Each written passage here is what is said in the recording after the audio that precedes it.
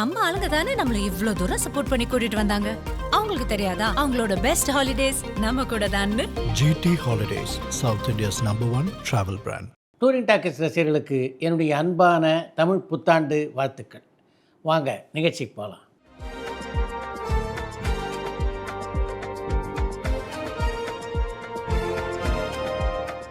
என்னம்மா முதல் கேள்வி? தீபாவளி, பொங்கல் மாதிரியான பண்டிகை நாட்களில் படங்கள் ரிலீஸ் பண்ணுறாங்க. அந்த மாதிரி தமிழ் புத்தாண்டு ரிலீஸ்க்கு ஏற்ற படம்னா எந்த ஜானர் படமாக இருக்குன்னு லோகேஷ் திண்டுக்கல்லேருந்து கேட்டிருக்காங்க. தீபாவளி, பொங்கல் போன்ற பண்டிகை நாட்களில் அந்த பண்டிகை சம்மந்தப்பட்ட படங்களே வெளியிடுறாங்க. அந்த 2 நாட்களும் விடுமுறை நாட்கள் அப்படின்றதுனால பல திரைப்படங்கள் வெளியாகின்றன. எல்லாரும் குடும்பத்தோடு சென்று படங்களை பார்க்கிறார்கள். அதே மாதிரி தான் தமிழ் புத்தாண்டு தினமும். டியூடை விட எல்ஐகே படத்துக்கு என்டர்டைன்மெண்ட் வேல்யூ அதிகமாக இருந்தாலும் எல்ஐகே படம் தோல்வி அடைஞ்சதுக்கு தேதியை மாற்றி வச்சு ஆடியன்ஸை கொல்லப்பனது தான் காரணம்னு சொல்லலாமான்னு கொழும்பு நகர்லேருந்து அதியன் கேட்டிருக்காங்க. படத்தினுடைய வெளியீட்டு தேதி தள்ளி போகிறதுனால ஒரு திரைப்படம் தோல்வியடையாகுது. உதாரணத்துக்கு சொல்லணும்னா ஊமைவிகள் படத்தை சொல்லலாம். ஊமைவிகள் படத்தினுடைய தேதி பல முறை தள்ளி போயிற்று. ஆனால் அந்த படம் வெளியான போது எப்படிப்பட்ட ஒரு வெற்றி படமாக அமைந்தது அப்படின்றது உங்கள் எல்லாருக்கும் நல்லா தெரியும். எல்ஐகே திரைப்படம் எதிர்பார்த்த வெற்றியை பெறலைன்னா அதுக்கு முக்கியமான காரணம் அந்த படத்தினுடைய திரைக்கதை ரசிகர்களை ஈர்க்கவில்லை. அதுதான். நடிகை ஜெயலலிதாவும் பத்மினியும் தமிழ் படங்களில் சேர்ந்து நடிச்சிருக்காங்களான்னு கடலாடியிலேருந்து பாலசுப்ரமணியன் கேட்டிருக்காங்க. அன்னை வேளாங்கண்ணி, ஆதிபராசக்தி, குருதர்ஷினி போன்ற பல திரைப்படங்களில் பத்மினியும் ஜெயலலிதாவும் இணைந்து நடித்திருக்கிறார்கள். சினிமாவில் பொதுவாக பேரில் இனிஷியல் யூஸ் பண்ணுறாங்கன்னா கே பாலச்சந்தர், ஏவிஎம் சரவணன்னு பேருக்கு முன்னாடி தான் யூஸ் பண்ணுவாங்க. ஆனால் சுந்தர்சி பேருக்கு பின்னாடி ஏன் இனிஷியல் யூஸ் பண்ணுறாங்கன்னு பெருந்தமிழன் பாண்டிச்சேரியிலேருந்து கேட்டிருக்காங்க. நீங்கள் எத்தனை பேரை குறிப்பிட்டிருக்கீங்க? அவங்களுடைய பேரில் ஏன் இந்த இனிஷியல் இருக்குது அப்படின்னு ஏதாவது நீங்கள் கேள்வி கேட்டுறீங்களா? சுந்தர்சியை மட்டும் ஏன் கேட்குறீங்கன்னா அவருடைய பெயரில் அந்த இனிஷியல் பின்னாடி இடம்பெறதுனால தான், இல்லையா? அப்படி வித்தியாசம் இருந்தால் தான் தான் தனித்து தெரியும் அப்படின்றனால தான் சுந்தர் தன்னுடைய பெயருக்கு பின்னால் அந்த இனிஷியலை போட்டிருக்கிறார். ஜனநாயகன் மாதிரி படம் கசிகிற சிச்சுவேஷன் ஏற்பட்டால் அதை சமாளிக்க இன்சூரன்ஸ் எதுவும் வச்சுருப்பாங்களா? இந்த பிரச்சனையால் ஏற்படுற இழப்புகளை ஜனநாயகன் படக்குழு எப்படி சமாளிக்க திட்டமிட்டிருக்காங்க? இந்த பிரச்சனை ஜனநாயகன் படத்தோட ஓடிடி ஒப்பந்தத்தை பாதிக்குமான்னு பிரேம் டொராண்டோலேருந்து கேட்டிருக்காங்க. எனக்கு தெரிஞ்சு இது போன்று படங்கள் திருட்டுத்தனமாக வெளியாகும் போது அதனால் ஏற்படும் நஷ்டங்களை எல்லாம் சமாளிக்க எந்த இன்சூரன்ஸ் இருக்கிறதா தெரியல.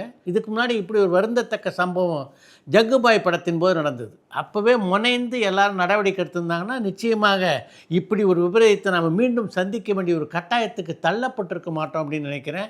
இப்போவாவது எல்லாரும் முயற்சிக்கிட்டு இதுக்கு உரிய நடவடிக்கை எடுத்து யார் இந்த தவறை செய்தார்களோ அவளுக்கு மிக கடுமையான தண்டனை வாங்கி தர வேண்டும். அப்போ தான் இது போன்ற சிக்கல்லேருந்து எதிர்காலத்திலேயாவது நாம் மீள முடியும். 80s மணிரத்னம், 90s சங்கர், 2000 கௌதம் மேனன் இவங்கெல்லாம் புதுமுக டைரக்டராக இருக்கும்போது கமல் சார் அவங்களோட ஒர்க் பண்ணாங்க. இப்போ லோகேஷ் கனகராஜோட ஒர்க் பண்ணியிருக்காரு. அந்த வரிசையில் அடுத்து யார் வருவான்னு குமார் சேலத்துலேருந்து கேட்டிருக்காங்க.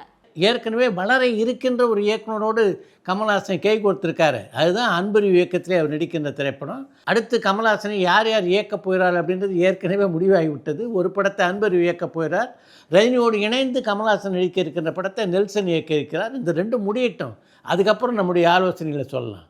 எங்கள் ஊர் காதலை பற்றின்ற பாட்டு இடம்பெற்ற புதுப்பாட்டுன்ற படம் 1990 தான் வெளியாச்சு. படம் தாமதமாக ரிலீஸ் ஆச்சா இல்லைனா இந்த பாட்டை வேற ஒரு படத்துக்காக போட்டுட்டு அப்புறமா பஞ்சு அருணாச்சலம் சார் இந்த படத்துக்காக யூஸ் பண்ணிக்கிட்டாங்களான்னு விஜய் பென்சில்வேனியாவிலேருந்து கேட்டிருக்காங்க. புதுப்பாட்டு திரைப்படத்தினுடைய தயாரிப்பாளரே இளையராஜா தான் அப்படின்றதுனால அவர் ஏற்கனவே பதிவு செய்திருந்த பாடலில் பஞ்சு அருணாச்சலத்துக்கு கொடுத்துருக்க வாய்ப்பு இருக்குது. மனசுக்குள் மத்தாப்பு, சின்ன பூவே மெல்ல பேசுன்ற படங்கள் தயாரித்த எஸ்கே ராஜகோபால் இப்போ என்ன படம் பண்ணிட்டு இருக்காரு? அவரை நீங்கள் நேரில் சந்திச்சிருக்கீங்களான்னு பத்மநாபன் நியூயார்க்லேருந்து கேட்டிருக்காங்க. நீங்கள் குறிப்பிட்டிருக்கின்ற 2 படங்களில் சின்ன பூவை மெல்ல பேசு மட்டும்தான் எஸ்கே ராஜகோபால் தயாரித்த திரைப்படம். மனசுக்குள் மத்தாப்பு அவர் தயாரித்த திரைப்படம் இல்லை. எஸ்கே ராஜகோபால் என்னுடைய இனிய நண்பர். இப்போ அவர் நம்மிடையே இல்லை. சர்வம் மாயா படத்துக்கு அப்புறம் நடிகர் ரியா ஷிபு அடுத்து எத்தனை படங்கள் நடிச்சிட்டு இருக்காங்கன்னு காஞ்சிபுரத்துலேருந்து சரவணன் கேட்டிருக்காங்க. ரியா ஷிபு அடுத்து அதிரடி அப்படின்ற மலையாள படத்திலே நடித்து கொண்டிருக்கிறார். டாக்டர் தியாகராஜ குமார் ராஜா இயக்கத்தில் விஜய் சேதுபதி நடிக்கிற படத்தோட ஷூட்டிங் முடிஞ்சிருச்சா? மணிரத்னம் விஜய் சேதுபதி கூட்டணியில் உருவாகிற படத்தோட ஷூட்டிங் எப்போ ஆரம்பிக்கும்னு பாலா திருச்சியிலேருந்து கேட்டிருக்காங்க. தியாகராஜன் குமாரராஜனுடைய இயக்கத்திலே விஜய் சேதுபதி நடிக்கின்ற படத்தினுடைய படப்பிடிப்பு இன்னும் முடிவடையில் 40% தான் அந்த படப்பிடிப்பு நிறைவடைந்திருக்கிறது. மணிரத்னத்துடைய இயக்கத்திலே விஜய் சேதுபதி நடிக்க இருக்கின்ற படத்தினுடைய படப்பிடிப்பு அடுத்த மாதம் தொடங்க இருக்கிறது. கைகளாலே கேமரா ஆங்கிள் பார்க்குற பழக்கம் இன்னும் நடைமுறையில் இருக்கா? கைகளாலே எத்தனை கேமரா ஆங்கிள் பார்க்கலான்னு சந்தனகுமார் சென்னையிலேருந்து கேட்டிருக்காங்க. கைகளால் கேமரா கோணங்களை பார்க்கிற வழக்கம்லாம் இப்போ யாரும் இல்லை. கைகளால் கேமரா கோணங்களை பார்க்கும்போது பல கோணங்களை பார்க்கலாம். மறைந்த நடிகரும் வசனகர்த்தாவுமான கிரேசி மோகன் கூட உங்களுக்கு பழகின அனுபவம் இருக்கா? இருந்தால் சொல்ல முடியுமான்னு சிதம்பரத்துலேருந்து வெங்கடேசன் கேட்டிருக்காங்க. கிரேசி மோகனோடு மிக நெருக்கமாக பழகக்கூடிய வாய்ப்பு எனக்கு கிடைத்திருக்கிறது. அவர்கிட்ட எப்போ பேசிகிட்டு இருந்தாலும் நமக்கு நேரம் போவதே தெரியாது. அந்த அளவுக்கு கலகலப்பாக ஏதாவது ஜோக் அடிச்சுக்கிட்டே இருப்பார் அவர். கடைசியாக என்னுடைய இனிய நண்பரான எச் முரளியும் நானும் அவரோடு சேர்ந்து ஒரு படம் பண்ணுறதுக்காக கூட பேசிகிட்டு இருந்தோம். அது நடக்கிறதுக்கு முன்னாடி தான் நம்மை விட்டு மறைந்து விட்டார் கிரேசி மோகன். உளவுத்துறை படத்தில் நடிகர் விஜயகாந்த் அவர்கள் நிறைய ரிஸ்கான சண்டை காட்சியில் நடிச்சிருப்பாரு. அந்த சமயத்தில் எதுவும் விபத்து ஏற்பட்டுச்சான்னு ராகுல் சென்னையிலேருந்து கேட்டிருக்காங்க. உளவுத்துறை படப்பிடிப்பிலே பெரிய விபத்து எதுவும் ஏற்பட்டதாக தெரியல. ஆனால் விஜயகாந்தை பொறுத்த வரைக்கும் இந்த மாதிரி ரிஸ்க் எடுத்து சண்டை காட்சியில் ஈடுபடுவது அப்படின்றது இந்த திரைப்படங்களில் வடிவேல் சொல்வார்ல, அது மாதிரி அதெல்லாம் ரஸ்க்கு சாப்பிட்ற மாதிரி அவருக்கு. நவரசநாயகன் கார்த்திக் நடித்த படங்களில் உங்களுக்கு ரொம்ப பிடிச்ச படம் எதுன்னு விருதாச்சலத்துலேருந்து தரணி கேட்டிருக்காங்க. கார்த்தி நடித்த பல படங்கள் எனக்கு பிடித்த படங்கள். அதில் குறிப்பிட்டு சொல்லணுன்னா கோகுலத்தில் சீதை படத்தை சொல்லுவேன். அந்த படத்தில் கார்த்தி நடித்த மாதிரி அவருடைய திரை வாழ்க்கையிலேயே எந்த படத்தையும் நடிக்கலை அப்படின்னு நான் நினைக்கிறேன். அந்தளவுக்கு மிகவும் வித்தியாசமான ஒரு நடிப்பை அந்த படத்திலே வழங்கியிருந்தார் அவர். அந்த கேரக்டரில் நடிக்கிறது அப்படின்றது அவ்வளவு எளிதான விஷயம் இல்லை. அதை மிக லாபகமாக அந்த படத்திலே கையாண்டார் அவர். மெகாஸ்டார் சிரஞ்சீவியை நேரில் சந்தித்து பேசியிருக்கீங்களான்னு திருவள்ளூர்லேருந்து ராஜா கேட்டிருக்காங்க. கடவுளர் கவிதைகள் படத்தினுடைய தெலுங்கு பதிப்பில் தமிழில் சத்யராஜ் ஏற்றிருந்த ரோலை நடித்தவர்னா அது சிரஞ்சீவி தான். அந்த படத்தினுடைய படப்பிடிப்பின் போது மிக நெருக்கமாக பழகக்கூடிய வாய்ப்பு எனக்கு அமைந்தது. வாலி, சிட்டிசன், வரலாறு, வில்லன் மாதிரி வித்தியாசமான நடிப்புக்கு வாய்ப்பு இருக்கிற படங்களை சமீப காலமாக அஜித்குமார் தேர்ந்தெடுக்க மாட்டாங்களே, இதுக்கு என்ன காரணம்னு கார்த்திகேயன் பரமக்குடியிலேருந்து கேட்டிருக்காங்க. அஜித் மட்டுமா, இப்போ முன்னணியில் இருக்கின்ற எல்லா கதாநாயகர்களும் ஒரே பாணி படங்களில் தான் நடிச்சுட்டு இருக்காங்க. அதன் காரணமாக தான் அஜித்தும் ஒரு காலகட்டத்தில் அப்படிப்பட்ட படங்களை நடிக்க நேர்ந்தது அப்படின்னு நினைக்கிறேன். அஜித் நடிப்பிலே நீங்கள் குறிப்பிட்டிருக்கின்ற எல்லா படங்களும் வித்தியாசமான படங்கள். அது மாதிரி கதைகளை தேர்ந்தெடுத்து அஜித் இனி எதிர்காலத்தில் நடிக்கணும் அப்படின்றது தான் என்னுடைய விருப்பமும்.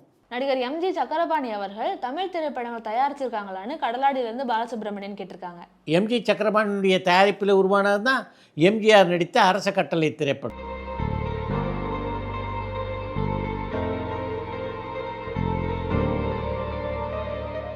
தெலுங்கு நடிகரான கிருஷ்ணாவோட நீங்கள் படம் பண்ணியிருக்கீங்களா? அவரோட பழகிறதுக்கு வாய்ப்பு கிடைச்சதான்னு பூஜா ஹைதராபாத்லேருந்து கேட்டிருக்காங்க. தெலுங்கு நடிகர் கிருஷ்ணாவோடு ஜமதக்னி அப்படின்ற ஒரு படத்தில் இணைந்து பணியாற்றக்கூடிய வாய்ப்பு எனக்கு கிடைத்தது. அந்த தெலுங்கு படத்தை இயக்கியவர் பாரதி ராஜா. அந்த காலகட்டத்தில் அவர்கிட்ட நான் இணைய இயக்குனராக பணியாற்றி கொண்டிருந்தேன். கிருஷ்ணா மாதிரி ஒரு தங்கமான நடிகரை நான் பார்த்ததே இல்லை.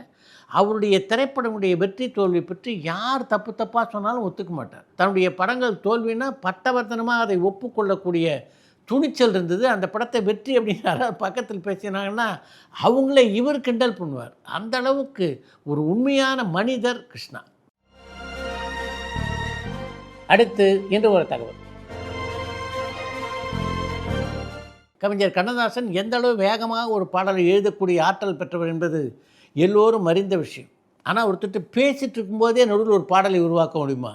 அப்படி ஒரு சம்பவத்தை தான் ஜூபிட்டர் பிக்சர்ஸ் முதலாளியான மொஹிதீனுடைய மகன் அபிபுல்லா ஒரு கட்டுரையிலே பகிர்ந்து கொண்டிருக்கிறார். ஒரு நாள் கவிஞர் கண்ணதாசனோடு அபிபுல்லா அமர்ந்து பேசி கொண்டிருந்த போது தயாரிப்பு நிர்வாகி மாயாண்டி ஒரு துண்டுச்சீட்டை கவிஞர் கண்ணதாசனிடம் நீட்டியிருக்கிறார். அந்த துண்டுச்சீட்டில் எந்த மாதிரியான சூழலுக்கு அவசரமாக ஒரு பாடல் தேவைப்படுகிறது என்பதை விளக்கமாக எழுதியிருந்தார் மாயாண்டி. அப்போ அங்கிருந்த ஸ்டூடியோ ஊழியர்கள் இருவருக்கும் இடையே மிகப்பெரிய தகராறு ஒன்று ஏற்பட்டது.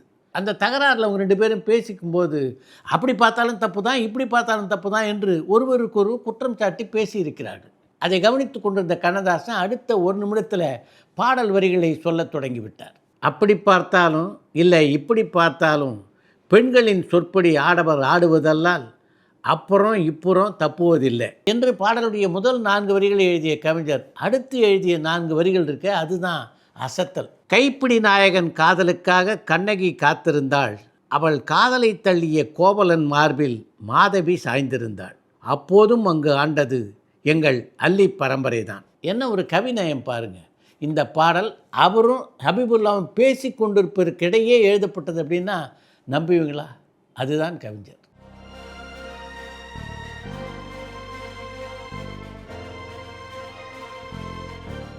இத்துடன் எந்த லன்ச் நிகழ்ச்சி நிறைய பெறுகிறது. மீண்டும் அடுத்த லன்ச் நிகழ்ச்சியிலே சந்திப்போம்.